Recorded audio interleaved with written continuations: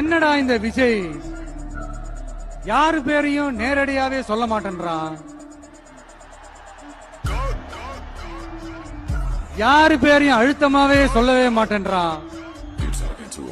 இவனுக்கு என்ன பயமா?